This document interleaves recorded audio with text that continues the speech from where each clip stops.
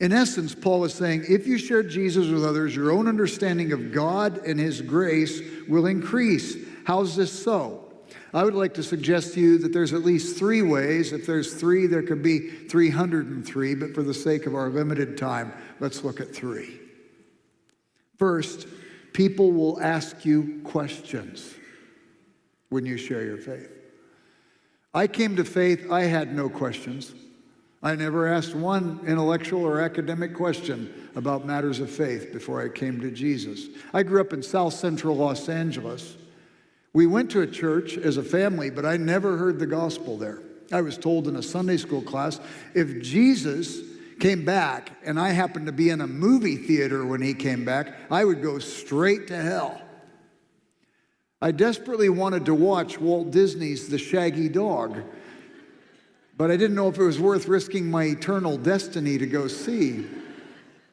The neighbor lady, Mrs. Greenlee, came down and asked my mom if my brothers and I could go with her and her boys to see The Shaggy Dog, and I looked at my mother with great ambivalence. And to my horror, my mother said yes, and I began to wonder if she really loved me, that she had put my life in such eternal peril. I was told if I lived a holy and righteous life all my life, but had one bad thought the last second of my life, I'd go straight to hell. It's horrible to grow up with that on your shoulders. You see, I was always in trouble as a boy, and so I just figured I'm destined for hell.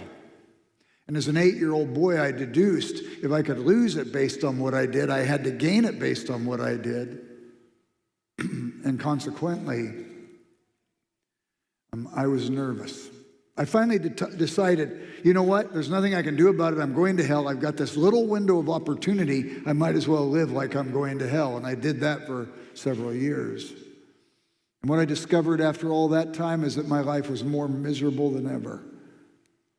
It was miserable because I was just hurting myself and hurting others who cared for me.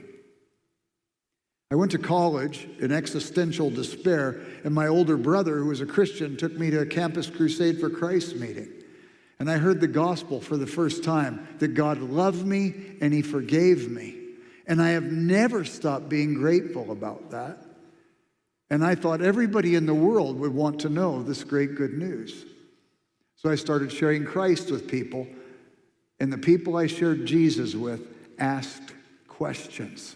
And I had no clue what the answers were. But I said, if that's the only thing keeping you from faith, I won't leave a stone unturned until I can find out everything I can to give you an answer to help you get over that barrier. And I started growing. Because I had never asked the question, if God's good and all-powerful, why does evil exist in the universe? I had never asked the question, how do we know the Bible's really God's word? Or how come Jesus says he's the only way? What about the other religions? And as my friends were asking these questions and I was digging for the answers, I was growing. It's interesting to me, I had a father of one of my students come to me one time. He says, so Jerry, how's your soul? I really like that question. And I said to him, you know, I don't think I've ever had more questions in my life than I have about my faith right now. And he had this horrified look on his face, which wasn't the response I thought was appropriate to my meaning. But I felt the burden was on me to clarify. So I said, let me say this to you. I've never felt more loved by God than I feel right now. And I've never felt more in love with him than I feel right now. I feel like a child in a perfectly safe relationship, loving relationship, who can ask any question he wants and knows he won't be trashed for asking it, but knows instead he'll get good answers.